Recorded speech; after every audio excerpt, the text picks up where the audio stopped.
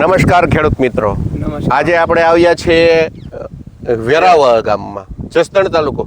હા, જસદણ તાલુકાનો વેરાવળ ગામ. તમારું નામ? નાગજીભાઈ. નાગજીભાઈ ભીમજીભાઈ વાસાણી. નાગજીભાઈ ભીમજીભાઈ વાસાણી. Mobile number 90 99 21 42 91.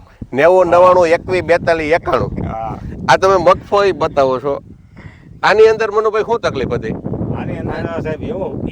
તમે કહો શું તકલીફ હતી? હું ખાલી ફૂકો છે એટલી વાત આવડે મને. હુકો છે એટલી વાત આવડે ને? હુકો હતો, બરોબર. હુકો હતો એટલે હુકો તો મારી પાસે આવ્યો, મને કે હુકો બહુ છે. હા. એટલે મેં કીધું કાકા એક કામ કરો, એટલે ટૂંકમાં કમાન્ડ આપણે નામથી દવા પણ લેમડા હતી ટૂંકમાં, એનો છંટકાવ અને ભેગો આવ્યું અને માથે સમર્થ છેટવું. સમર્થ છેટવું હા.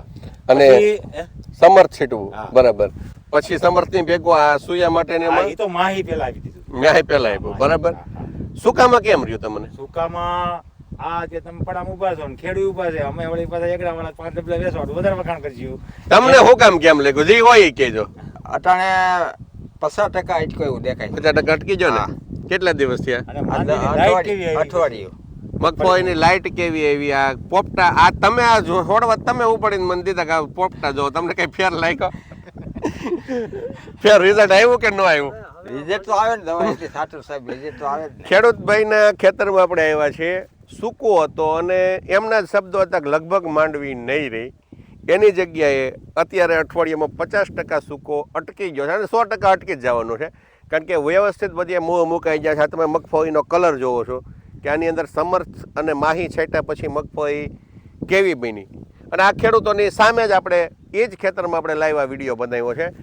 હવેના સમયમાં જે લોકોને મગફળી મોટી થઈ ગઈ છે, એટલે કે માની લો કે 70-80 દિવસની મગફળી થઈ ગઈ છે, એ ખેડૂતોએ ખાસ ફૂગનાશક તરીકે પંપમાં 30 ml સમર્થનો ડોઝ મારવો. કારણ કે જો કદાચ વરસાદની આગાહી છે, વરસાદ આવશે, 5-7-10 દિવસ કદાચ વાતાવરણ ઢક રહે તો પણ તમારા પાકને નુકસાની નહીં જાય. બીજું, જેવો તેવો સૂકું હશે કે વધારે સૂકું હશે તો સૂકાની અંદર પણ સારું કામ કરશે અને ગેરુની અંદર એ સચોટ રક્ષણ કરે છે. કારણ કે અત્યારનો સમય એવો છે કે હવે વધારેમાં વધારે ગેરુની સમસ્યા આવવાની શક્યતા રહેશે.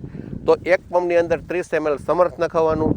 આ રીતના પોપટા સુયા બધું કરવા માટે વ્યવસ્થિત માહી એક પંપની અંદર 25 ml નાખવાનું. સમર્થ અને માહીનો છંટકાવ કરજો. ગમે એવી તમારે તકલીફ હશે, 8 દિવસ 10 દિવસની અંદર તમારું ખેતર બોલશે કે ભાઈ આ માહીનું રિઝલ્ટ બોલે છે. એટલે સમર્થ અને માહીનો છંટકાવ કરજો.